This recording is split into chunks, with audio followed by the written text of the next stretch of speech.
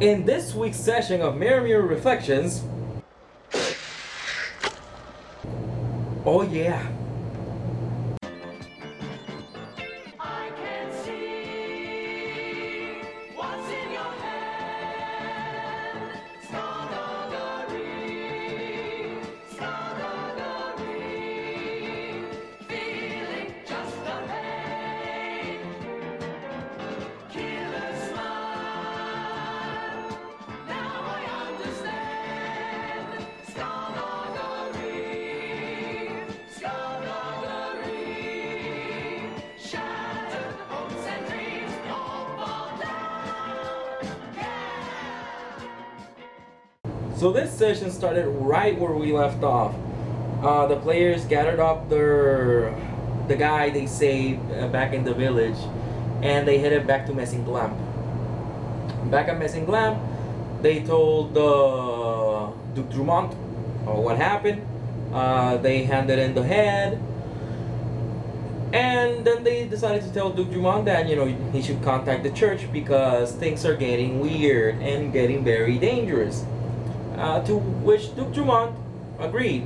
So he sent word to the church, and after that they broke. The girls went to the Schmetterlings to go to the bar. On the way there, Kimbet, the Drow, the really tough Drow, very big Drow, told Sestana, the name of the female Drow, I finally learned it, that he was gonna head over to the west with the caravan of the pop singer.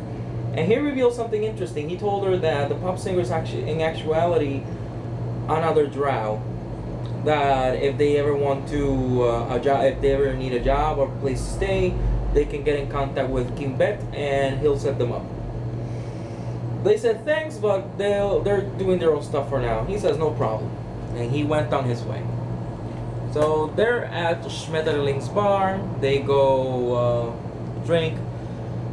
Jack, however, goes to the Church of the Keeper, to the local chapel, and he sees whether or not they can cure him of his curses, as he calls them. So the Church of the Keeper, they take the money, they perform a lot of rituals, and they tell him, you notice that a lot of deacons and abbots and priests go in and they start casting a lot of healing magic on you, and you notice that they have a really weird look on their face.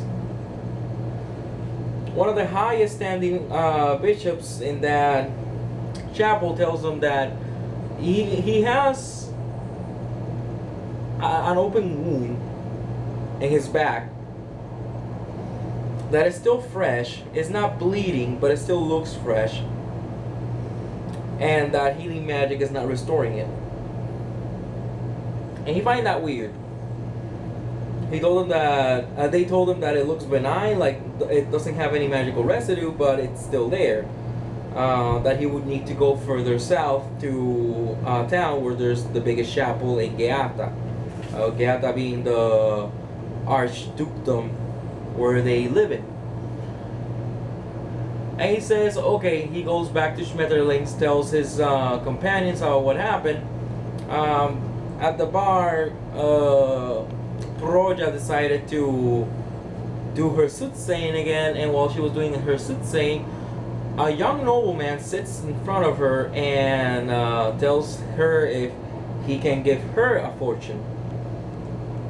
After a little confusion, they realized it was the young man from the first session, that she told him that if he searches his family history, he might find riches. And the guy did, and the guy apparently was the bastard son of a nobleman that had no heirs. So he took him in to make him an heir. He said anything she wanted, he could make it happen. She said that for now nothing, so he gave her a card of where he lives and told her if you ever need anything, come find me. Nice and dandy. Story rewards for good role playing, right? So Jack tells them what was happening. Jack of Shivs appears again. Jack of Shivs being one of the Jack of Knives, one of the Jack of all trades that pesters Jack of Knives a lot. Jack and Knives takes this as an opportunity because the girls had told Jack that King Bet had told them that if they needed a job, King Bet could find them one. But Jack doesn't trust this guy. So he tells Jack of Shifts to go scout them for him. And Jack of Shifts says, yes, but I want a favor. I don't want money from you, I want a favor. And he agrees. So Jack of Shifts leaves. After that, Jack tells them about the curse, that they're not able to clean him of his gash, so they decided to head south. They go back to Duke Drummond and tell him about the situation. He tells them that he'll give them a carriage and 2 horses and give them leave so they can go. The next day comes, they eat breakfast, they get on the carriage, they go, and they head on out. And here is where the proverbial feces hit the fan. Because on the way there, I told them, well, you passed the town where you were in last session, the one that's completely abandoned. Jack flips the bird at the village while they're going through it. Well, not through it, they wouldn't go through it, they went around it. About a week later, further south, Jack was driving and the 2 girls were inside the carriage. I tell him, in the distance you see a figure that you can barely tell. You can barely make out, but you notice it's a humanoid figure. And Jack hails it. The figure is not moving. Jack says, okay, I shoot a bow. I shoot an arrow about 10 feet next to it. Nothing. The thing is unmoving. And he says, okay, that is probably a ghost. I'm gonna shoot at it directly. Like just arrow shot to the shoulder. And he says, did it do anything? And I'm like, nope. Is there blood? And I'm like, yeah, there's you see a little bit of blood seeping out, but it's not moving. And Jack screams, we're being attacked. And the girls go out and they see this and they start getting out, and I tell them, well, the thing vanished. And they're like, what do you mean it vanished? And I'm like, well, the thing just vanished, it disappeared. And I'll be honest, at this moment I thought Sestana, the Sauberess, was gonna use see invisibility because she's been using that ability a lot. But she didn't use it. That was interesting. She probably forgot. Okay, so Proya decides to go near because the girls are telling him, well, it just disappeared, whatever, it went away. So they go near the area to show Jack that the thing was gone. Sorry. And when they're near, Proya was the first one. I say, okay, suddenly the guy appears and he slashes you with a big great sword. What a great sword. She takes a whopping amount of damage. What was interesting then was that I described the guy as wearing all white with a red cape and a red mask. So it was Cassin attacking them. Not only that, he had the weird symbol on his mask. Not only that, when she got hit with the sword, with the strike of the sword dealt 1 negative level in addition to the damage. So immediately they all freaked out and I tell them roll initiative. And they start fighting. The first round was weird because a lot of people missed. The 2 spellcasters used their spells on him, but he saved and had evasion, so completely ignored the damage. Jack missed with his bow and arrow because the guy had a high AC against ranged attacks. Then the guy went and attacked, I believe he attacked Proja again. Then the next turn, Sestana used her spell combat to great effect because she actually dealt a lot of damage to Cassin. Then Proya summoned a fire elemental. Then Jack shot at it again with a bow and arrow. Jack barely dealt any damage because bow and arrows barely deal any damage unless you specialize yourself in bow and arrows. But he specializes in two-weapon fighting, I believe, with his knives. I really don't know why he was going range. I know he was playing the whole he's a coward, but like the two squishy spellcasters were in front, and the guy with the highest hit die was back with his bow and arrow. Whatever. So they exchange a lot of hits. For the next 3 turns, Cassin's rolls were 1, 2, 4. So he completely missed Sestana because he was attacking Sestana now because Sestana was the one dealing the most damage.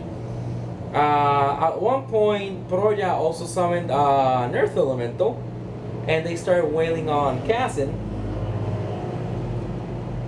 which then was very interesting because of what happened later. You see, later, while Proja's elementals were wailing on Cassin, I told her, roll a perception check. And she failed the first one. Then, at this point, Cassin was about to die. Then Sestana hit him again with her sword and a spell, and more of his mask came off. And I told her again, roll a perception check. And this time she rolled exceptionally well. And I told her, you notice that the guy behind the mask is Naur, your wood elf husband. And the look on the player's face, honestly, I felt bad. First of all, that player is my wife. And I made her cry. So you can imagine how horrible I felt. My wife, bless her heart, got so into her character that when I described that it was her husband behind the Cassin mask, she's like, no, that's not him. She went completely on denial. My husband is not Cassin. My husband is just a merchant. It's not him. And then she told me like it was her turn. And oh man, like I am so proud of her because it's honestly her first time role-playing. Playing a role-playing game, a big role-playing game, because she's played a couple of one-shots, but this is her first time playing a campaign. And bless her heart, when that happened, I said, okay, it's your turn, what do you do? And she told me my character falls on her knees and starts crying. I skipped my turn. And I'm like, wow! Very few players do that. Very few players actually get so much into character that they would sacrifice a whole turn. What fell? I heard something fell. I hit here, something fell over there.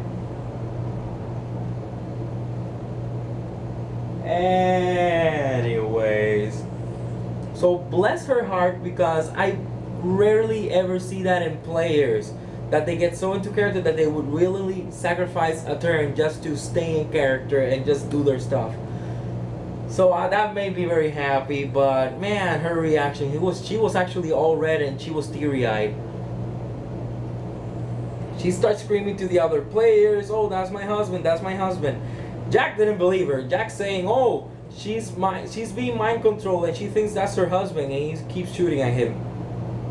Sestana, however, asked me, it's also one of her first times playing, she asked me, can I try to knock him out? And I'm like, sure, you can hit him with the butt of your sword to deal non-lethal damage. And in my games, I don't have the whole -4 penalty to deal non-lethal damage. If you want to deal non-lethal damage, you just do, because if you're good enough to kill someone, you're good enough to knock them out. You hit a little bit hard, a little less harder. So she actually knocked him out. Oh yeah, cause I told her, she asked me like out of game, what can I do? And I said, well, you have 2 big elementals, your elementals can grapple him. And she's like, that is an amazing idea, I'm gonna do that. So her elementals grappled the guy, and then Sestana hit him with the butt of the sword. They knocked him out. Jack went there, she explained the situation, and Jack was like, you should have told me he was your husband in the first place. And she was like, I'm sorry, I didn't think straight. And here I'm, the game master, thinking, Dude, she said he was, and you didn't believe her. That's all on you. It's not on her, because she said it's my husband. You said you're being mind controlled. So then they take off the mask. They notice that he had the mark also on his forehead. Jack cuts it out. The guy wakes up in pain. They force feed him a potion. The guy is freaking out. They calm him down. He says that the last thing he remembered was he was gathering coins from the corpses. They left. He was gonna go after them, but something told him to check back on the sword. And when he went back to the room where the sword was, he felt a stinging sensation in the back of his neck. And then next thing he noticed, he's there in the floor in a pool of his own blood. Also worth the mention, when they knocked him out, he was still grabbing the great sword in one hand, like he had an iron grip on it. They had to like pry his hands open and then scoop the sword with 2 burlap sacks because they didn't want to touch it, which was very, very smart of them not to do. Cursed items are hilarious, especially the ones that deal negative levels. Anyways, they take Naud with them to the southern town. They reach to the town. They go to the to the chapel. They talk to a deacon. The deacon tells them, "Well, I've seen that before, but we don't really have that much information on it. However, in 2 days, one of the big cardinals from further south is coming. You may ask them if you're willing to wait." And they wait. They go to a local tavern. They stay at the local tavern. In the tavern, Jack meets another Jack of Flame, who is a pyromancer. They exchange. She tells him that Jack of Pole went disappearing a couple of weeks ago, like 3 weeks ago, and he says, Jax will be Jax. She was probably traveling, and you know when you traveling takes a while, and things can happen in the way. I'm pretty sure she's fine, and she's like, okay. Bro, yeah, it's him in her room with Naur catching up and trying to figure out what the hell happened with him and Cassin. And Naur explains that his father was Cassin before him, and his father's father was Cassin. And since his father passed away, he's Cassin now. Sort of a folk hero type of thing amongst wood elves. And she's like, oh, okay. So Sestana's at the bar, and a guy approaches her, and he says, "You, me, the table, 10 gold pieces. I want to arm wrestle you." And she's like, okay. And she sits down with the guy, and they roll. I actually have made this guy's strength score lower than Sestana, but he ended up rolling higher than her anyways. So he wins, and he says, "My 10 gold pieces." And Sestana then says, "I did not agree to give you anything. I just agreed to the arm wrestling." And he says, "The 10 gold pieces now." Sestana takes out her sword and she stabs it on the table and says, "I said I agreed to the arm wrestling, not to the betting." The guy stands up and pulls his sword on her. When this happens, Jack takes out both his knives and points it at the dude. When that happens, I told them everybody else at the tavern stood up, took out their weapons, and are pointing them at you two. And Jack is like, "Oh, I just wanted to let you know that she was taking out her coins now, weren't you, Sestana? That is all." Sestana begrudgingly agrees, and she pays the dude his 10 gold pieces, and the dude is like, yeah, I've been Taurasians, humans, Kells, wood elves, and now even a drow in arm wrestling, and everybody's cheering him on. And then Jack is like, "Oh, so you were all of them women?" And the players start laughing, and he turns to Jack and says, "Obviously you've never been in a fight with a strong woman, now have you?" And Jack is like, "Of course not. I take care of weak people. I'm never gonna fight someone that's equal to my strength or stronger than me." And the guy just looks at him and he says, "Then you're a wimp," and goes away. And Jack tries to defend himself, but everybody just starts calling him a wimp because of what he said. And you know, an assassin will be an assassin. These dudes are just rowdy. Night falls. They decide to head back to their rooms. Jack goes to the barkeep and asks him, "There's not gonna be any trouble. Nobody's gonna attack me during the night." And the barkeep tells him, "Trust me, they won't. They're not gonna risk being taken to jail for attacking an outsider. They don't like outsiders in this town. They really don't. Especially if it's the type of outsiders that carry a lot of weapons with them." And Jack is like, okay. He goes into his room. He closes up everything. During also something else during the tavern that there was a bard at the tavern. He starts singing an epic song about how a human bested a drow in hand-to-hand combat, you know, like to prod the fun of what had happened that night. And Jack is like, oh really? Okay, I want to hear the song, the epic song about how the church was funded that last 3 hours. And he actually paid 25 gold pieces from his pocket. And the bard was like, oh, like, cause you know, me game master, he actually paid from his pocket to make the NPC do that. I'm like, okay, you know what? Yeah, the NPC does that. And Jack's player tells me I stay there for the 3 hours that lasts, cause I want to see this guy suffer. And I said, well, eventually the bar closes down and everybody's gone. And he tells me, and he asks me, is the bar still there? I'm like, are you gonna keep looking at him? I'm like, and he's like, yeah. I'm like, well, yeah, the bar stays there. He hates his life right now. And Jack's like, good, that's the idea. So eventually they all go to sleep. And then things get interesting again. Cause they wake up and Sestana notices that at the foot of her bed, there's the head of a drow, the severed head of a drow on the bed. And her face, when I described that, delicious. She screams, the players go there, they see the head, they're freaking out. They start searching the room. I told them that, well, she went to sleep, the window was closed, but now the window's pried open. And Jack is like, whatever, the window's open because whoever it was that was gonna send you a message had to open the window. They wanted you to know that they were here. Whatever. They search the rest of the room. They find a little yellow powder. Now Jack used to be a drug alchemist, you know, like a drug chemist. He used to make drugs for a small drug cartel. And he like tasted it, and I told him, well, you don't know what it is, but you know it's not something you would put into drugs. It tastes volatile. He's like, oh, this is alchemical stuff.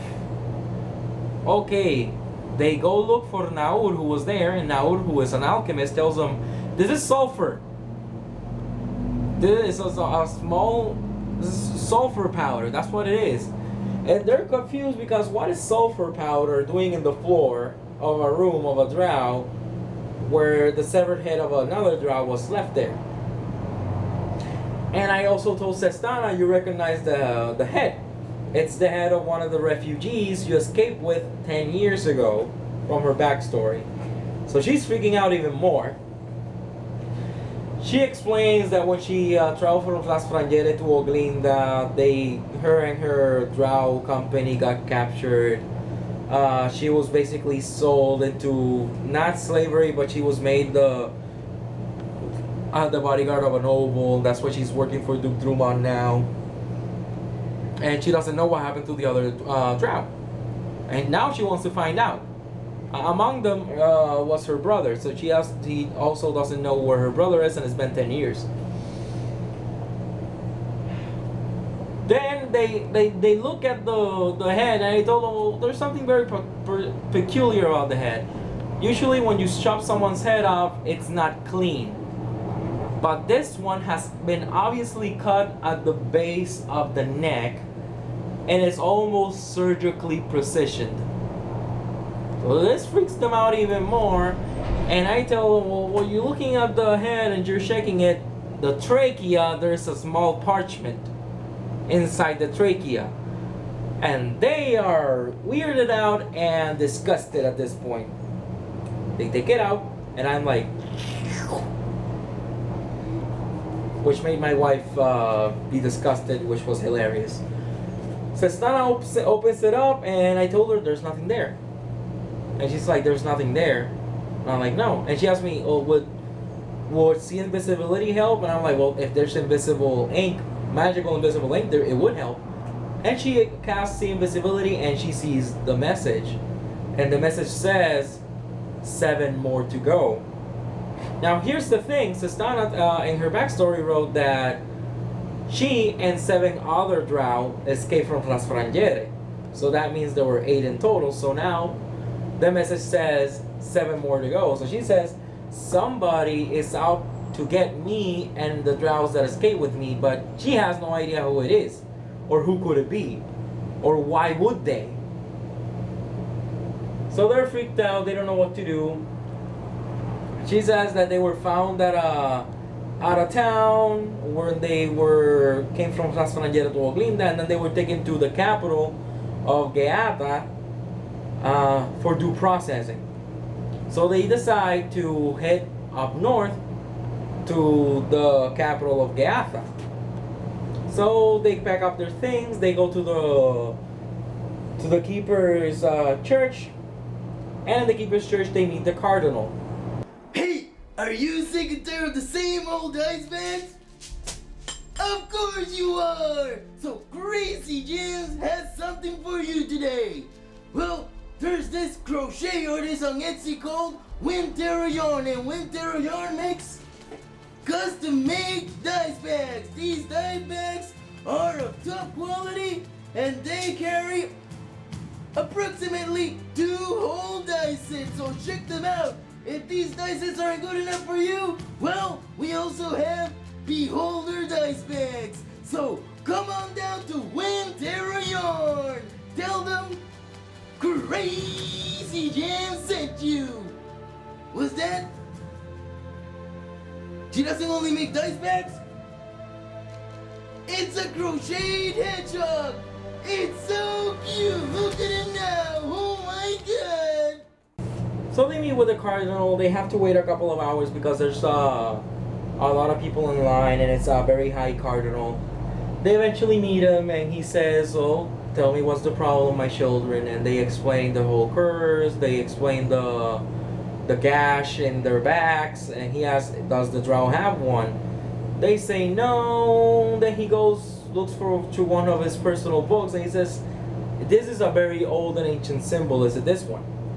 And it was the symbol that they had. And they say, yes.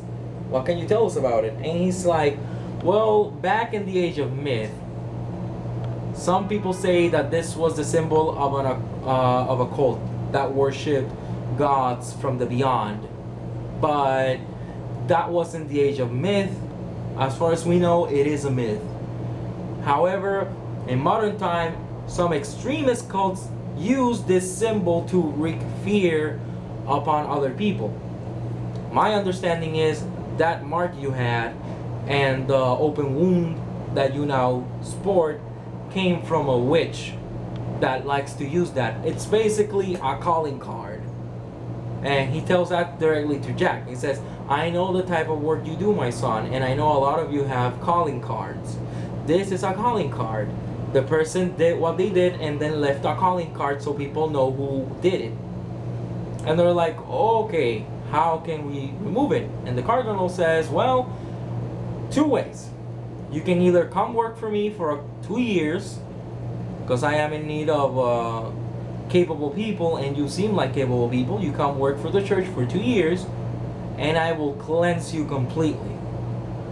Or 2, you find the witch and you slay the witch. That will automatically remove the mark. And they're like, 2 years is way too much time, but it's tempting. So they decide to head out and seek for the witch. The cardinal, blesses them, and they leave. And they head north. Nothing out of place happens. I tell them you pass through Messinglamp because to get to the north you have to go through Messinglamp, because Messinglamp is kind of centric. And they said, okay, we stop at Messing Glamp and we resupply. And then I told them, okay, great. Where you're going through, when you enter Messing Glamp, you notice that at the distance you see Duke Drummond sitting in a stump with his head buried in his face. Well, not head buried, with his face buried in his hands. And they, what happened? And I told them, you notice that all around you, the town is in shambles, ashes, it's all crumbled up. There's barely a town here anymore. They're like, oh, this place was attacked and was burnt. Do we see other people? And I told them, well, yeah, you see a couple of other people like scrounging through the wreckage, trying to salvage what they can. Some people are leaving. And they go to Duke Drummond, they ask what happened. He tells them that 3 days ago, Melek went to the town with an even bigger force, and they actually went to the town and just destroyed the town and killed a lot of people. Says that the day before, a day ago, so 2 days after the attack, a lot of the people that were left there, they left on their own, and he's been with a couple of others, about 30 of them, cleaning up and salvaging what they can and leaving. Duke Drummond also told them that Prince Augustus, the guy that stands like this all the time, took away Drummond's title. He says he is no longer a duke. Eventually they will rebuild and they will find a different duke, but not Duke Drummond, because Duke Drummond failed at his duty. That's Augustus's reasoning of what was happening. And they're like, okay, Drummond says, well, we're heading north. I'm going with you guys to wherever it is you're going, and we're taking the 30 people that we have left with us. So they travel north, mini pilgrimage. They roll their survival checks to gather supplies for everybody. They do it well. They reach the town, and in the town, everybody just disperses. Everybody just leaves to their own stuff. Drummond says, okay, I want to help you guys because honestly, this just got out of hand. So Drummond tells them, I'm gonna see if I can pull some strings, see if I can get us a job. And they're like, okay, that's fine. They go to the jailer, and they go to the sheriff's office, and they said, okay, we need files on some drow that were held here. And he says, well, the only drow that were held here 10 years ago, if I'm not mistaken, or before that even. And they say, yeah, how can we get those papers? And he told them, well, we don't have them here anymore because every 5 years we send all information back to the main capital of the human kingdom, which is to the southernmost point of the continent. And they're like, how long will it take? And he says, well, it's not expensive, it's just 100 gold pieces per pound, and it's just papers, it's not gonna weigh that much. However, it's gonna take roughly a year to get from down there to all the way up here. And Jack asks him, any way we can make it faster with magic? And he says, only if you're a noble. So they put it in their heads that they now have to find a noble to make a job for them, so they can afford, so the noble can pay for the magic to send for the papers they want. While they're thinking, I tell Jack to roll a perception check. He rolls really well, and he catches Jack of Shivs putting a shiv in his pocket. He says, what are you doing here? I sent you to scout on the Drow. And he says, I did actually. They're going west to the Ashlands, which is, the Ashlands is a place that is, it's racked with curses, undead, but there are a lot of ancient relics and artifacts there. Not artifacts with a capital A, just, you know, historical value stuff. They're gonna go there, scrounge up for stuff, and then take it to the gnomes in the magical college to make capital. And he says another thing weird is that he found out that he found out that the singer was a drow. I forget now if he told that to Jack. He might have, he might not have. I forget at the moment. But the point is that they're doing that. So they decide to go to the pigeon man, the local pigeon man, to send a message to Kimbet. So Sestana sends him a message that they need help and where they are, to see if they can go back north. Northeast would be to go help them. After that, Jack of Ships leaves, and he tells Jack before he leaves, "Oh, by the way, I'm sorry for your loss. I know you two were friends. So, you know, like, my heart goes out to you, bud." He says, "What are you talking about?" And he's like, "Well, apparently Jack of Pole is dead." And Jack's like, what? He's like, "Yeah, she's in the slums. 2 days ago, they found her body hanging from some rafters, and with the name Jack, like, carved into her forehead." So they decide to go check up on the slums. They find the body. Jack asks for forgiveness of Jack of Pole, even though she's dead, but, you know, he's a very respectful guy. Checks her body to see if she has the symbol.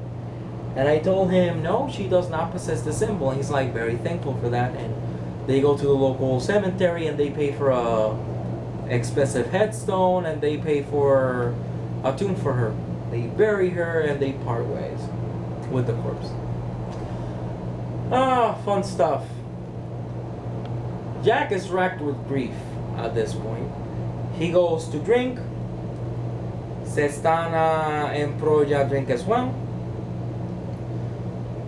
They're trying to find information of stuff. They found out that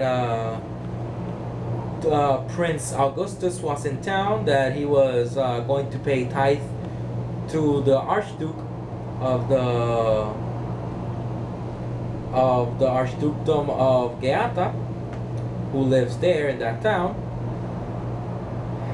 And, you know, he offers them, like, if they ever need new employer, they can find him. He will be more than willing to bring them in and add them to his troops, because he likes to have a lot of people.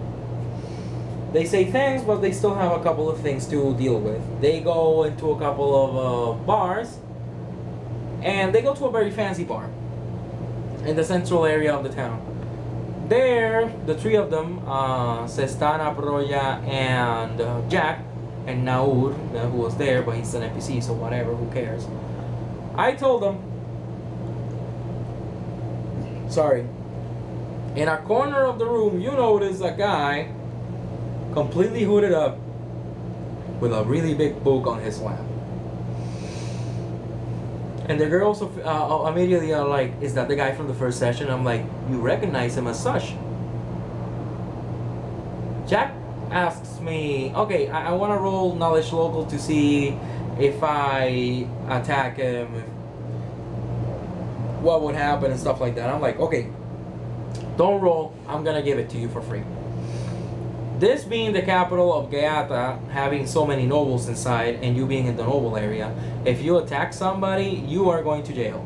If you start fighting with somebody, both of you are going to jail. However, you can request a duel. If the other person accepts the duel, you will both be placed under house arrest while the duel is prepared, to make sure none of you leave the town, and then you meet in the duel. And it's like, okay, I'm gonna try to guard this guy into attacking me. And I'm like, okay, go ahead. They sit down. The girls are like, "Hey," and Jack is like, "Who's the red woman, and why are you working with her?" And the guy's immediately, the guy is confused. He's like, "What are you talking about?" And he's like, "I'm gonna only ask you once." The guy completely ignores Jack and turns to the girls and is like, "How can I help you girls? I remember you now from Missing Glam." And they said that the day after he left Missing Glam burned down. He's like, he's very sorry to hear that, but he has nothing to do with that. He was just passing by. Jack is not buying it, not one bit. He's like, "How do you know the lady in red?" the witch. How do you know her? And the guy is just completely ignoring Jack and talking to the girls. And at this point, Jack is just slaps his hands on the table and says, "I'm going to kill you if you don't tell me." And the guy freaks out. Like, the guy with the book freaks out immediately. He's like, "What? You're going to what?" And Jack is like, "I'm going to kill you if you don't tell me." And the guy's like, "Guards, guards," and he calls the guards, and he's like, "What?" And like, he's gonna, "Guards, this guy is attacking me. I mean, no, guards, this guy is threatening to kill me." And Jack is like, I roll my bluff to bluff the guard that he was the one threatening me first, because I want to catch him to see if they send us both to jail. I'm like, okay, good plan. However, the guards completely ignore you, put your hands behind your back, and shackle you. And the guards address the guy, "Your Highness, we're sorry. What shall we do with him?" And he's like, "Bag him." They put a bag over his head and take him to jail. Don't rough him up. Don't do anything. I don't want this to get out of hand. Just let him calm down. So the dude is a noble, and Jack noticed that. And it's like, okay, like he tells me out of character. I'm just gonna wait. I'm patient. Okay, I'll kill this guy later. This guy pissed me off. I'm definitely gonna kill this guy now. And I'm like, okay, whatever you say. So he talks to the girls, you know, they're talking about what has happened, and he says, "Well, if you guys need money, if you guys need a favor, I need something taken care of." So that piques their interest, and he says, "Well, there's this dude, Babicio Augustus, that I need eliminated completely." And they're like, "Is he family?" Like, they tell me out of character, "Is he family of Prince Augustus?" And I'm like, "Yeah, the son of Prince Augustus, the red-haired drunken dude." And they're like, "Oh, okay." They explain to the guy, "Okay, we're gonna go tell Jack about it, see if he comes down so we can do this." And he says, "Oh, no problem." To all this, I forgot to mention that the Drummond, when he encountered them, he asked them what happened to the sword, because they explained what happened with Cassin and that they have the sword now. And he asked them, "When you were at the big chapel down south, why didn't you leave the sword there?" And the players realize, oh boy, we done goofed, because we completely forgot we were in one of the holiest grounds in Gaeta, well, the holiest place in Gaeta, and we didn't leave the sword there, and we're carrying around a cursed sword. But, you know, players get into it, sometimes they forget minutia. It's gonna happen. They go to the local chapel. I tell them that the local chapel is really small. It only has one bishop inside. The bishop tells them, "I can travel down south alone with the sword if you want me to, because I don't have any help here. Like, we're so far north, the church, I'm the only representative of the church. I barely get people here." So they feel bad about the guy, and they say, "You know what, no, we'll handle the sword, you stay here." Okay, returning back, they go to the jail. They talk to Jack. Jack gets released. They tell Jack about the idea and the plan, and Jack is like, "Okay, that's interesting, but I have a better idea. Why don't we tell the prince that someone wants to kill his son? The prince has helped us out before, and the prince knows us, and he's thankful that we've helped him before. So I'm pretty sure the prince would congratulate us and give us a good reward." And then it's where they have the players in character, which I love that they were in character, for 30 minutes arguing amongst each other. And I loved every minute of it. It's just the players were in character arguing for 30 minutes. Usually that never happens in my games. They get out of character, they break character, and they start discussing. But no, they stayed in character and they discussed in character what they were doing. Even Proya, bless her heart, my wife again, she's a soothsayer in her background story, and she actually takes out some dice and she starts rolling them to take a decision. She made a decision in character, so that was awesome. And Jack really wants to see this guy hurt, because his idea is, I can go and kill him while he's asleep by myself, but I would rather see him lose his title because of Prince Augustus. So eventually they decide to go to Prince Augustus. They tell Prince Augustus, we need a favor. They explain what the favor is, and Augustus says, that's a lot of money that I have to spend for that. What can you tell me? And they said, we're not gonna give you the name until you tell us you're gonna do this for us, but somebody wants to kill your son, and they wanted us to kill him. Immediately he's like, okay. He writes down something on a piece of paper. He gives it to one of his guards, and he says, go to the jailer and request those papers, and now I want them here as soon as possible. Tells the players, those papers are gonna be there in around 2 weeks, no more than that. They're like really happy now. Says, who's the guy? Then they realize they never got his name, but they have a description and where the guy lives, because the guy had originally offered the girls a place to stay during the night. So he sends his guards. Jack says, I'm going with the guards because I don't want to miss this. Broya tells me I don't want to be anywhere near this, so I go back to the inn we were going to stay at with Naur, and Sestana says, you know what, I'm doing the same. So you go have fun while they capture the freaky dude with the book. Then the guards show up, they go in, I ask Jack, where do you stand? And he says, well, I go outside and I look over the mirror. I look through the mirror. Not the mirror. I look through the window. And I says, okay, well, you look through the window. You notice that he notices you. And he notices that the guards come in. And you know, like Jack, the player, like the character is really excited to see what's going to happen. And I said, well, the guy stands up, takes off his cloak, and you see a lot of metal parts on his face and a lot of crystals on the other side of his face. He's an Ume, which is one of the races, mirror mirror, from Transfrangere. Humans that have been techno-magically enhanced to survive the nuclear winter of Transfrangere. The guy stands up and he starts raving about, oh, all I wanted was for the son of the prince to die and one night alone with the Drow. That's all I wanted. You were already marked. Proja was already marked. All I needed to mark was the Drow now. He stands up and the really big book starts floating in front of him and a lot of pages pass by himself. And he starts chanting something really quick and then he screams, Yog-Sothoth, slay them! And at that moment, the face of the player playing Jack was delicious as well and priceless. Pretty sure, because he was like, oh yeah, I take out my knives, and when I described that, he's like, when he screams that, he's like, I run.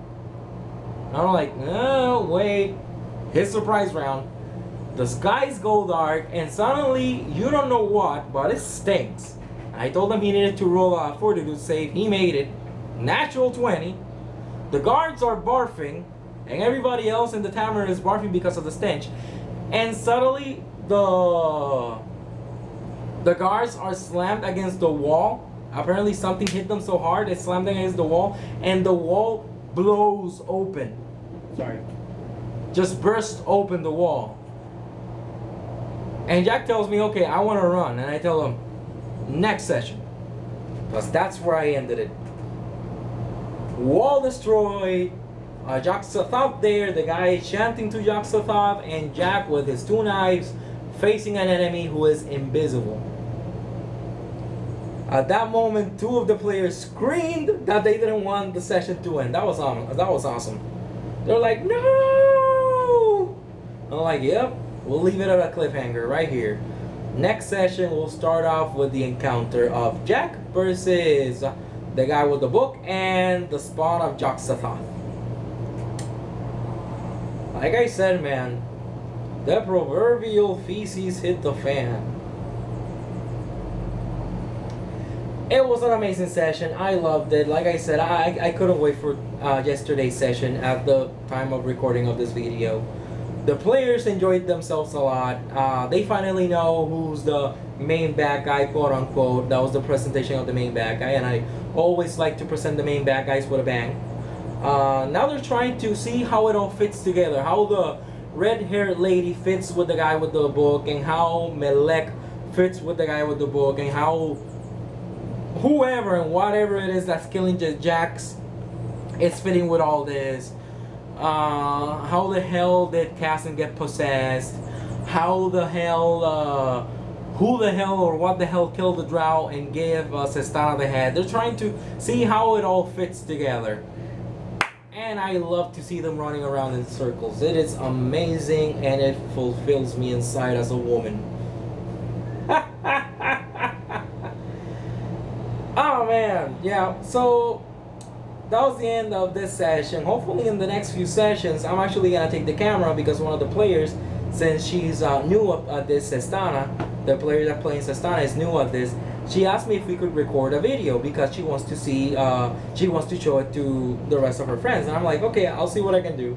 Because right now this camera can hold up to 3 hours worth of footage, but it would be low res. I'm gonna see if I can find a bigger memory card.